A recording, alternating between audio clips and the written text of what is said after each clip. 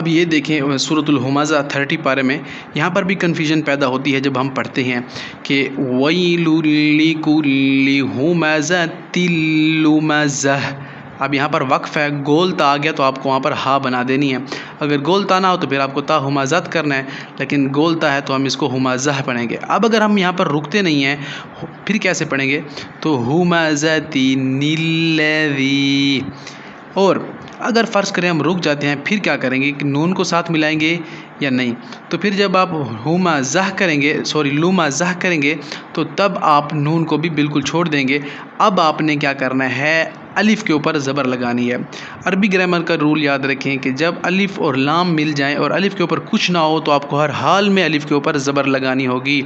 अलिफ़ पे जब ज़बर लगती है फिर अलिफ़ फ़ौरन हमज़ा की शक्ल इख्तियार कर लेता है, फिर अलिफ़ नहीं रहता। ये रूल याद रखें कि जब भी अलिफ़ लाम मिल रहे हों शद की मद में तो तब आपने सिर्फ़ और सिर्फ अलिफ़ के ऊपर ज़बर ही लगानी है।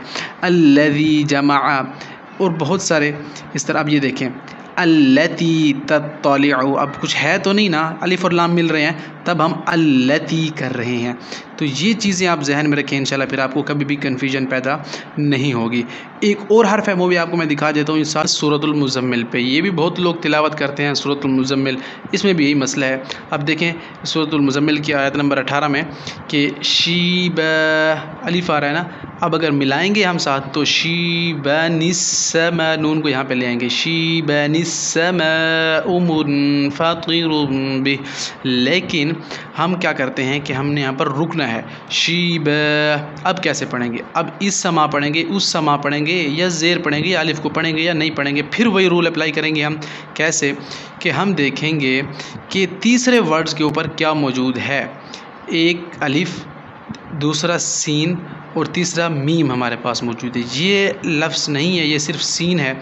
सीन को मिलाने के लिए ये चीज़ लगाई गई है। आप इसको काउंट ना करें, हम तीसरे हर्फ को काउंट करते हैं। 1 2 3, तीसरे वर्ड्स पर हमारे पास मौजूद है ज़बर, तो हम क्या करेंगे, यहाँ पर भी ज़बर लगाएंगे। अस्समाउ मुनफ़तिरुम बिह। तो ये हमारा सूरतुल मुज़म्मिल की जो कन्फ्यूजन थी वो भी अल्हम्दुलिल्लाह दूर हो गई है। बाकी आप इसको याद रखें कि कहीं पर भी अगर आपको ऐसा अल्फाज मिल जाएं, ऐसे अल्फाज, तो वहाँ पर आपने तीसरे हर्फ को देखना है। उस तीसरे हर्फ पर जो चीज़ होगी आपने पहले हर्फ पे वही अप्लाई करनी है। सिवाय एक चीज़ के आप जहन में रखें कि अलिफ़ और लाम मिल गए हैं, अगर अलिफ़ और लाम आ रहे हैं शुरू में तो तब आपने ये करना है कि उसके ऊपर ज़बर लगानी है। फिर आपने तीसरा हर्फ हरगिज़ नहीं देखना। अल्लती आ जाता है, अल्लज़ी आ जाता है, अल्लज़ीन आ जाता है। मैं आपको दिखाई देता हूँ, ये आ जाएँ सूरतुल माऊन में। यहाँ पर ऐसे अल्फाज हैं कि जो मैं आपको आसानी से समझा सकता हूँ।